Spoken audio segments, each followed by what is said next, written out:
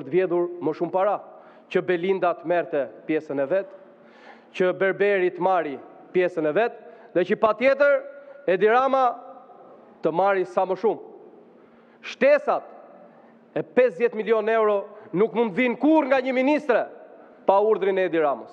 E si mund të dali këtu një bukurosh si ky që sa po foli, e të na flasi për administratën.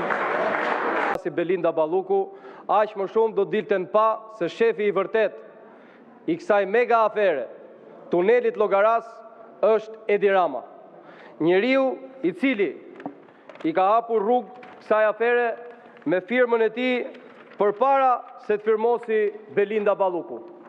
Është Edi Rama i cili ndryshoi projektin me firmën e tij pikërisht që të fillonte vjedhjen për kompaninë e miqve të tij.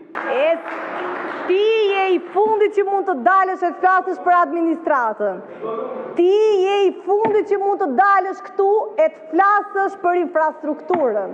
Ti je i fundit që mund të dalësh këtu e të flasësh për korrupsionin. Më dëgjoj bukurosh, më dëgjoj se do të rifreskoj pak memorien ty e gjithë kolegëve tuaj. Është Edi Rama njeriu i cili ka firmosur. Është Edi Rama njeriu i cili është arkitekti i kësaj afere korruptive dhe patjetër ka përdorur Belindën e vet për të kryer procedurat. Ti, përveç se je dhe vjen nga një fis i bukur, ti vjen dhe nga një familje hajdutësh.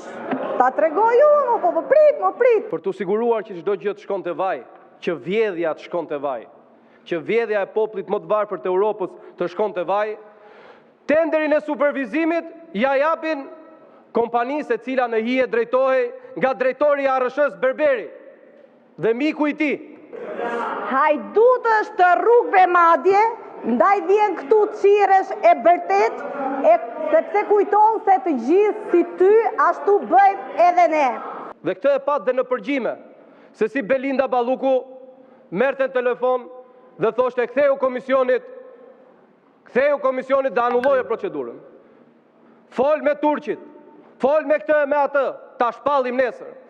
Me qënë se parlament kanë ardhur shumë deputet të rinj, më shtyti kurioziteti që të googulloja, të hulumtoja, që ta di me kë kolegë kemi të bëjmë. E një prej tyre ja kum del. Se këtu në këtë vend, në narko shtet, bëhen narko tendra, nuk funksionojnë procedurat, nuk funksionojnë komisionet, nuk funksionojnë ligjet, funksionon asgjë. Funksionon telefoni edhe urdhri i Edi Ramës. Në 2007, sa po u sistemuat në këto karrige të mazhorancës, të uritur për pushtet e për lek, yt atë i pari, bashkë me tezën tënde, se vjen dhe na flet këtu për familjarët, të flasim dhe ne se na takon që të përgjigjemi. Bashkë me tezën tuaj Blegina Agolli, hapin një shoqëri që kishte një fat të ndritur, të mirëte të gjithë fondet e qeverisë. Pra qofse qytetarë sot doni dini pse sot keni më pak para se dje, është se kanë këta më shumë para se dje. Qofse doni dini pse sot nuk ja dalin dot 55% qytetarëve shqiptarë të mbyllin fundin e muajit, është sepse këta vjedhin me nga 50 milion euro në çdo tender, me 90% në çdo tender. Edhe pse? Sepse ishte sekretare e përgjithshme në Ministrinë e Kulturës, Sportit dhe Rinisë. Të gjitha fondet i qeverisë i kaloni këtu. Po. Këto nuk janë akuzat opozitës. Këto nuk janë shpikjet opozitës. Pyesni kontrollin e lartë të shtetit. Mori rrugët nga jugu në veri, nga këtu Tirana në qendër, e filloi me mbikalimin e Tiranës, e për të filluar me aksin Leva-Vlorë, e pastaj me më të bukurin aks Fratar Tepelenj që nuk e bëri kurrë, dhe në fund fare me Tecin e Vlorës. Ku po shkojnë? Pyetini kontrollin e lartë të shtetit. Nga ikin këto para? Kjo s'mund të zgjaste shumë. S'mund të zgjaste shumë kohë se në 2014 duheshit Gjithë popullsia e vlerësoj se kush ishit ju, edhe duhet që ti lironit ato karrige. Dhe bashkë me karrige tuaja iku edhe shoqëria, shoqata që kishte krijuar tezja e Klevisit me austriakët. Mos bëjt njëtin gabim që bëri gjyshi i vet, i cili kur Enver Hoxha shkonte në Moskë dhe la kritikonte Rushovin nga frika se mos shoku Enver nuk po ktheheshe, mos i ndodhte ndonjë gjë. Beqir Balluku, dhe e keni në arkivat e shtetit këtë, Beqir Balluku shkon, Beqir Balluku,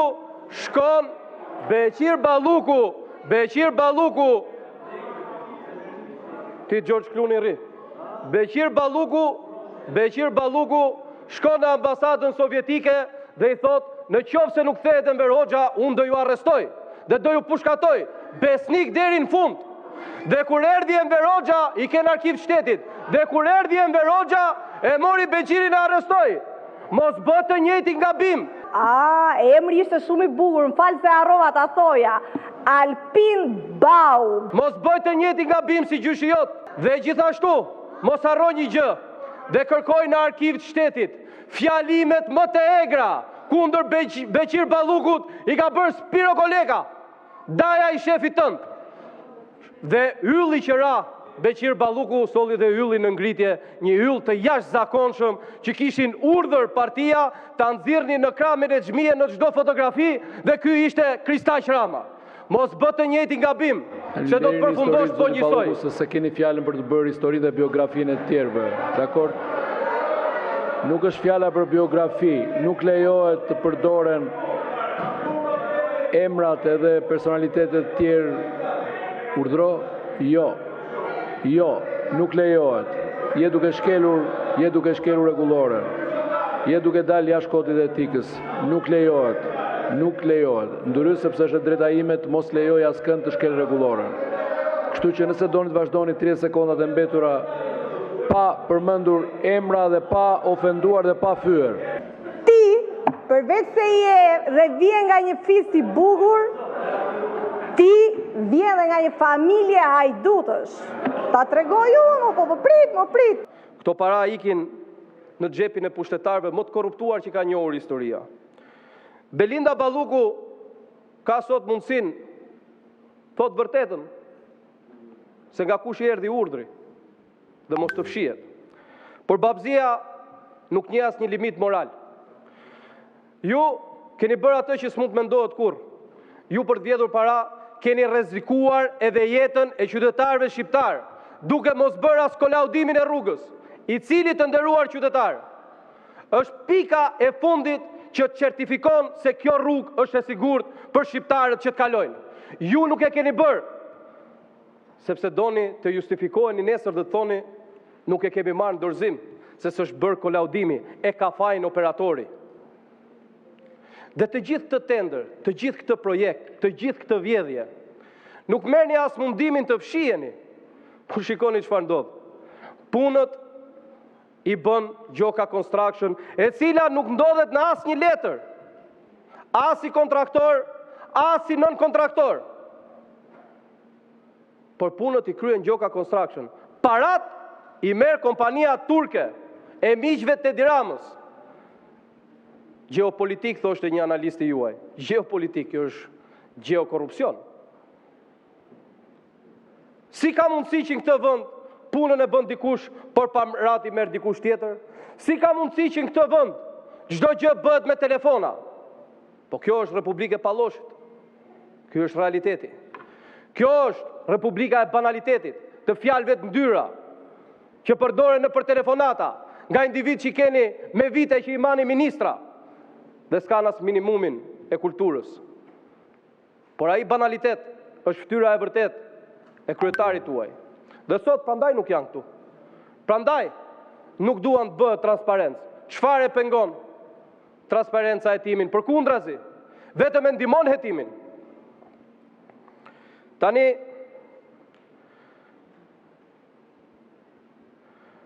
më duhet të them dhe dy fjalë për këtë zonjë, e cila ka mundësinë sot të bëjë një mea culpa, të bëhet pentito dhe të thotë vërtetën e Edi Ramës.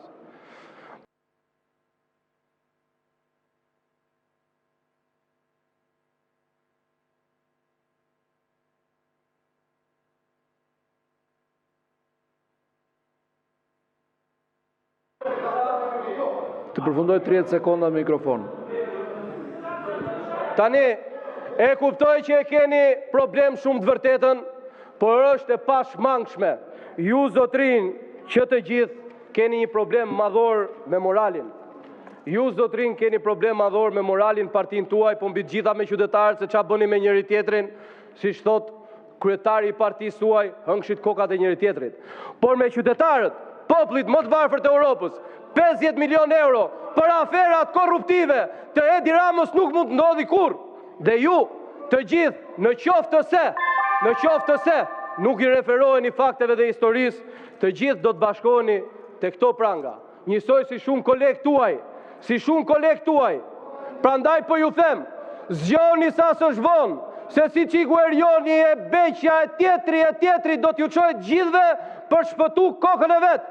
Po luftoni që të mbushit gjepat ky, se këto janë aferat e këtij njeriu. Se ndryshe kishit shkuar ju, kishit shkuar ti ta ulan takim. Pse shkoi Edi Rama? Se është Edi Rama.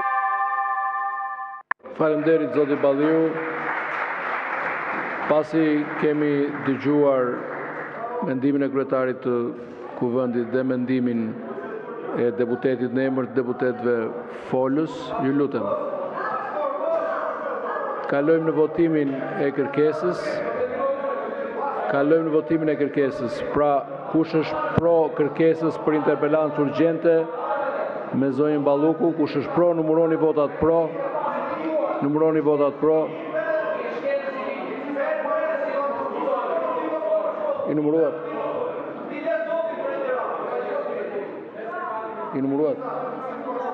I numëruat apo jo?